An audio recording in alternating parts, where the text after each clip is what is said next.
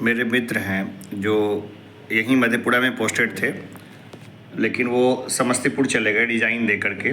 मतलब ऐसे रिज़ाइन नहीं दिया, उन्होंने TRE 2 तो दिया ही था, लेकिन साथ में चूँकि डिस्ट्रिक्ट के बाहर की जॉब थी और डिस्ट्रिक्ट के बाहर खास करके टीचर जॉब में प्रॉब्लम है, क्योंकि वो हेडक्वार्टर में नहीं होते हैं, वो ब्लॉक में नहीं होते हैं, वो होते हैं गांव में, पंचायत के भीतर में।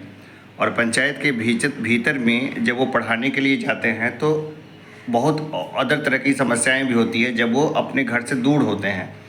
खास करके वेतनमान नहीं है और वेतन कम है टीचरों की, तो इस हिसाब से तो वहाँ क्या हुआ कि वो TRE 3 का उन्होंने इसलिए पेपर दिया था कि कम से कम अगर ट्रांसफ़र ना हो और TRE 3 में अपना डिस्ट्रिक्ट मिल जाएगा तो उस डिस्ट्रिक्ट में चले जाएंगे।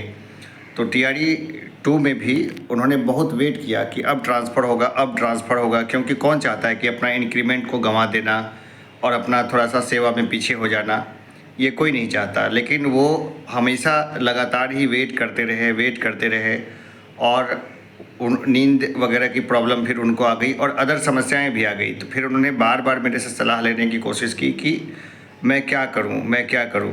लेकिन ऐसे कंडीशंस में आप जानते हैं कि कोई भी सलाह देना बहुत दिक्कत वाली बात होती है। हम क्या सलाह देते उनको, और वो बार बार पूछ भी रहे थे वो कि बताइए कि ट्रांसफ़र हम लोग का होगा या नहीं होगा। इसके लिए भी मेरे पास अब कोई जवाब नहीं है। पहले तो मैंने विश्वास किया था और विश्वास करना भी चाहिए था कि 23 को नया विद्यालय मिल जाएगा, 23 जून को नया विद्यालय मिल जाएगा घर के पास का या आपके चॉइस का, नहीं तो उसके आसपास का क्षेत्र का।